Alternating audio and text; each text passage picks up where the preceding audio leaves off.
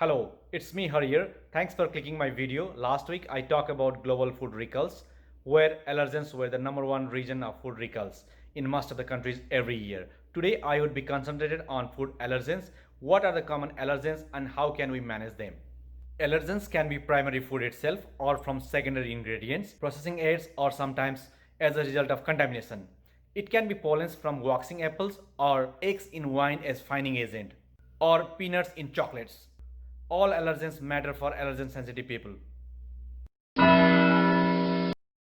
If you go to Codex Alimentarius website, you can find general standard for the labeling of prepackaged foods. In section 4.2.1.4 of the standard, you can find a list of food ingredients that are known to cause hypersensitivity and shall always be declared on the label. The first one is cereals containing gluten and their products. Gluten containing cereals are specified as wheat, rye, barley, oat, splint or their hybridized strains. Next is crustacean and their products. Egg and egg products, fish and fish products, peanuts, soybeans and their products, milk and milk products including lactose, tree nuts and their products, and sulfite in concentration more than or equal to 10 milligrams per kg. Sulfites, the food additives which do not cause true allergic reaction, are generally grouped with the allergens because sulfite sensitive individuals may react to sulfites with allergy like symptoms. Many countries including USA, Mexico, Argentina, Bolivia, Chile, Colombia, Costa Rica, Venezuela, Cuba, Nicaragua, South Africa, India, China, Hong Kong, Philippines, Malaysia and Thailand have declared same allergen list as Codex with little expansion on the allergen group for better clarity. On the map, the green label countries have identified at least 8 allergens. These 8 allergens are more common in the world, so they are sometimes called as Big 8 allergens. In Canada, Health Canada has termed them as priority food allergens and has added mollusk, sesame and mustard on the top of 8 big allergens. European Food Safety Authority declares 2 more allergens, lupin and celery, than Canada. It means Europe has Codex Big 8 allergens plus mustard, sesame, molluscan, shellfish, lupin and celery. Food Standards Australia and New Zealand define 10 allergens to be declared on labels whenever they are present in ingredients or as components of food additives or processing aids. So Australia and New Zealand have Codex Big 8 allergens plus lupin and sesame. Interestingly, in Australia and New Zealand, food containing the bee product royal jelly is required to have a warning statement when royal jelly is sold as complementary medicine. Royal jelly has been reported to cause severe allergic reactions and in rare cases fatality, especially in asthma and allergy sufferers. Few countries identified unique allergens which are mandatory to write in their labels if added. Natural rubber latex is considered as food allergen in Brazil. In Japan and Korea, buckwheat is mandatory allergen to be mentioned if present in food.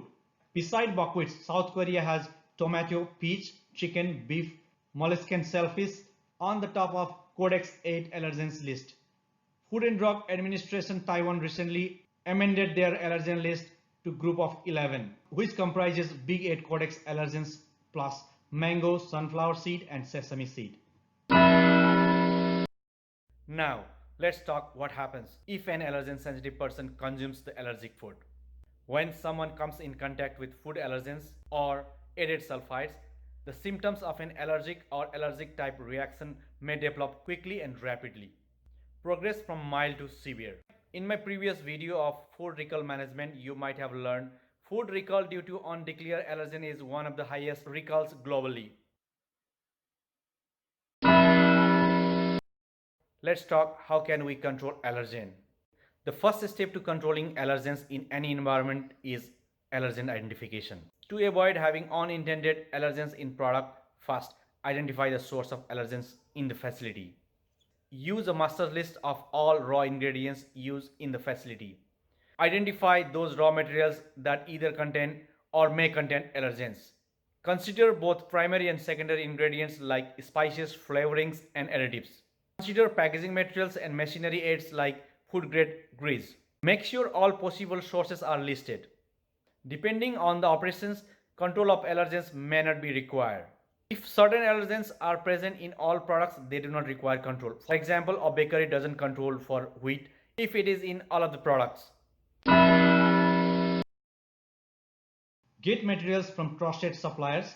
Supplier can be trusted and approved by auditing or inspecting their facility, testing their products from experiences of their previous supply, certificate of analysis or third-party certifications, etc.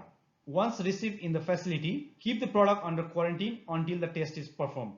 Mark the allergens or allergen containing product at distinct labels and segregate from the other ingredients. If you don't have separate warehouse, you can mark an allergen zone in the same warehouse. Another example, for a small facility sharing the same shelf for different ingredients, it is suggested to use lower shelf for allergen to minimize contamination from spillage or dusting while opening the allergen bags. While processing allergen products, schedule a specific time, machinery, personnel to separate from normal production where possible. Color-coded tools, different color uniforms can be in practice. By nature of product, control your dust or spill if applicable. Let's talk some strategies to reduce cross-contaminations during production. Schedule production of allergic products just before the end of shift. Then following this up with major cleanups. Make sure your allergen cleaning procedure is validated. Place physical barriers like seal covers, gas pans, etc. to prevent spillage or cross contact. Reduce the use of equipment with multiple crossovers and conveyors to decrease potential contaminations. Limit production of allergic products to a certain areas of the facility. Be careful when doing rework and R&D activities if they include allergens. When switching from allergic to non-allergic products, sometimes we call allergen changeover, cleaning is very important. Clean dust socks inside collectors and other absorbent materials.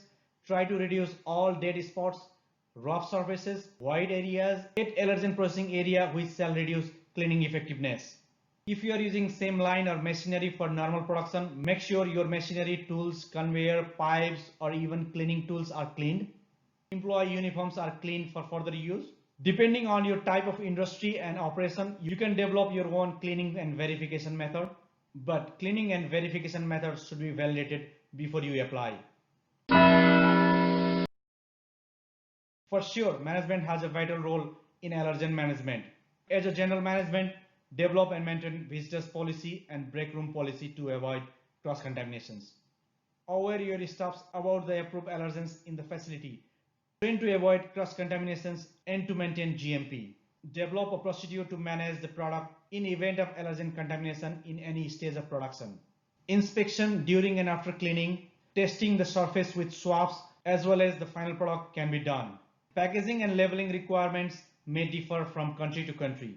We discussed already different countries have their different allergens.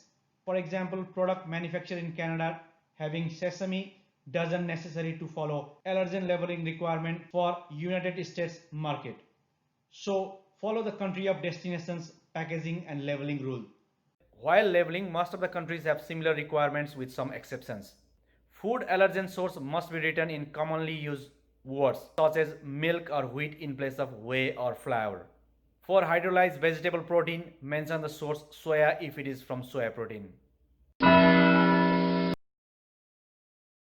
Sometimes we see may contains statement in food packets. They represent unintended cross-contamination, which will alert consumers of the possible presence of allergen in the food. This information should not be mixed up with intended allergen in the packaging food. Intended allergen must be mentioned, and the way of writing in the label may differ from country to country. Font style, font size, allergen information, location in the packet, etc. can vary in different countries.